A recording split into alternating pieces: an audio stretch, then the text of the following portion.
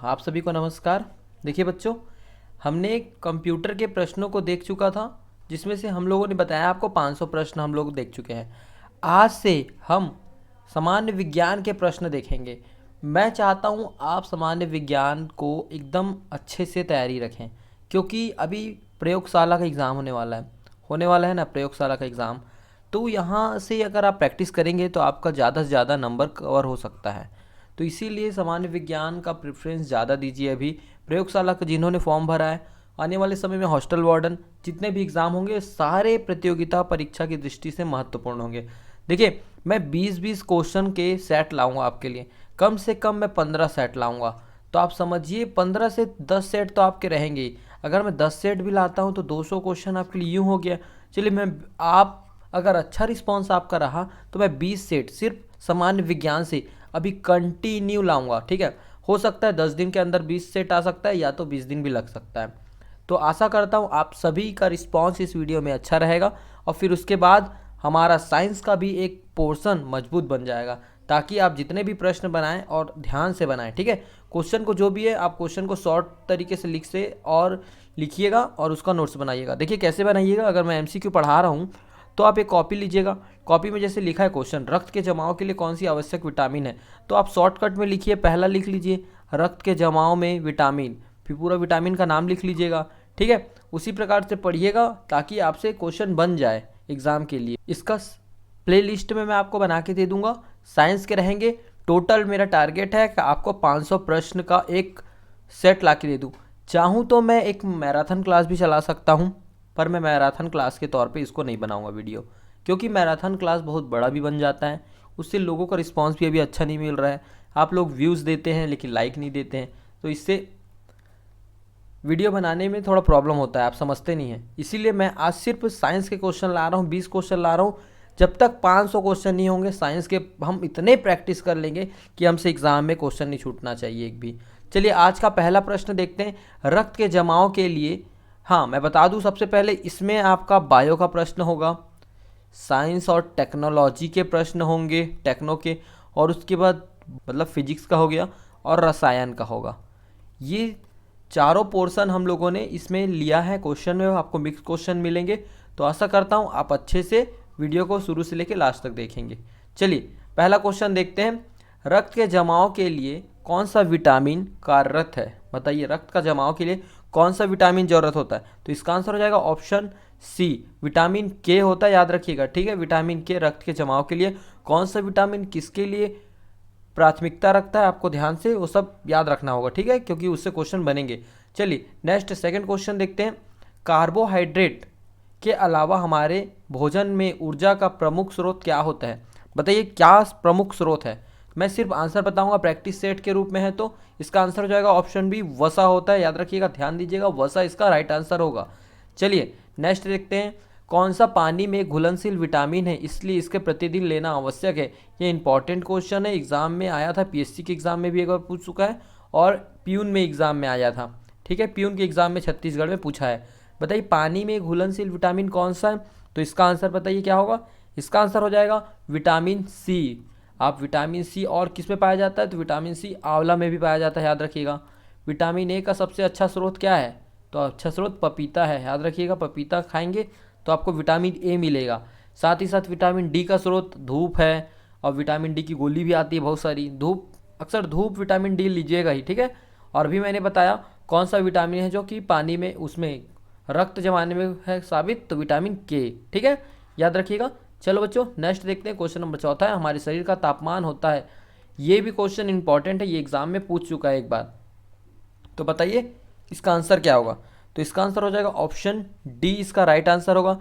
क्योंकि D answer इसलिए है क्योंकि हमारे शरीर का तापमान 98.60 फ़ारेनहाइट होता है, फ़ारेनहाइट। लेकिन अगर डिग्री सेल्सियस में नापेंगे तो 370 सेंटीग्रेड। मतलब ऑप्शन ए और बी दोनों राइट आंसर होगा। ठीक है, आंसर लीजिएगा ऑप्शन डी को। चलिए नेक्स्ट है, एक अश्वशक्ति बराबर कितना होता है? बताइए, एक अश्वशक्ति बराबर तो 746 वाट। ऑप्शन बी इसका राइट आंसर होगा। नेक्स्ट की ओर बढ़ते हैं, क्वेश्चन नंबर छठवा है, पृथ्वी के तल का पलायन वेग क्या है? पृथ्वी के तल का पलायन वेग पूछ रहा है आपसे, तो बताइए पृथ्वी के तल का पलायन वेग क्या है? तो ये हो जाएगा 11.2 किलोमीटर पर second. Option C right answer होगा। चलिए नेक्स्ट देखते हैं, फिजिक्स का क्वेश्चन है। इसमें झूला झूलती हुई किसी लड़की की बगल में कोई दूसरी लड़की आकर बैठ जाए तो आवर्त काल में क्या परिवर्तन हो सकता है, बताइए। या तो आवर्तित रहेगा, या घट जाएगा, या बढ़ जाएगा, या इस सभी कारण हो सकते हैं।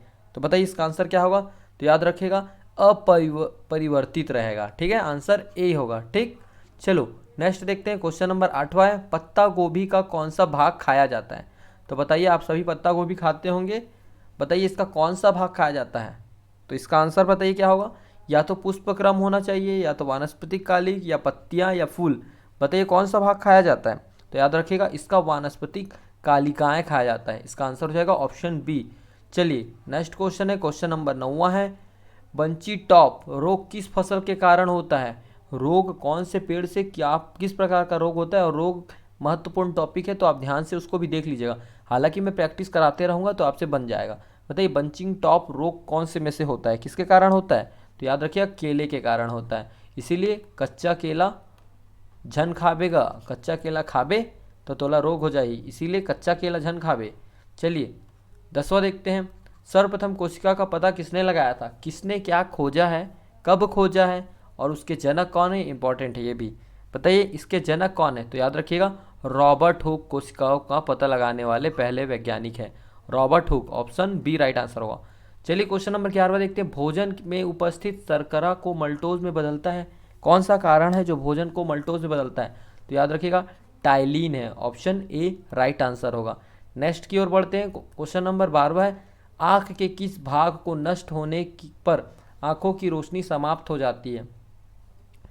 बताइए आँख का वह कौन सा भाग है जो नष्ट हो जाता है, जिसके कारण रोशनी हमारी समाप्त हो जाएगी।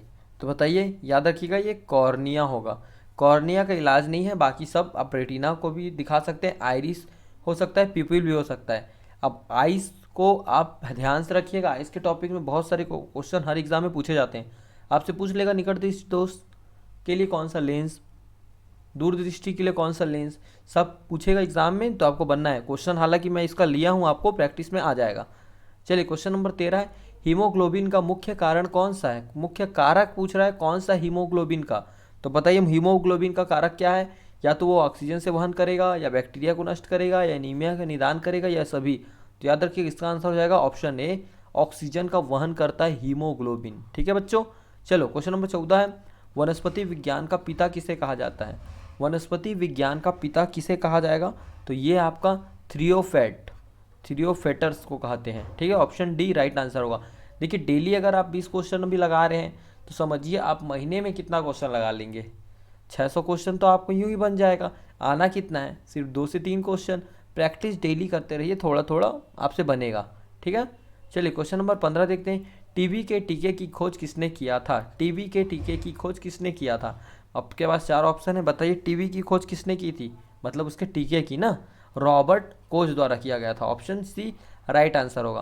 क्वेश्चन नंबर 16 देखेंगे, सुक्रोदित लक्षण वाला पौधा कौन सा है। बताइए सिम्टम्स कौन से हैं इस पौधे के। सुशोकुधित पौधा, बताइए इसका आंसर क्या होगा। इसका आंसर हो जाएगा नागफली। ये कहाँ पाए जाते हैं, तो जगह पे पाए जाते हैं नागफली के पौधे, जहाँ पे मरुस्थल होगा। ठीक है, याद रखिएगा। चलिए क्वेश्चन नंबर 17 है, कौन सा भाग सुमेलित नहीं है बोल रहा है। बताइए कौन सा सुमेलित नहीं है।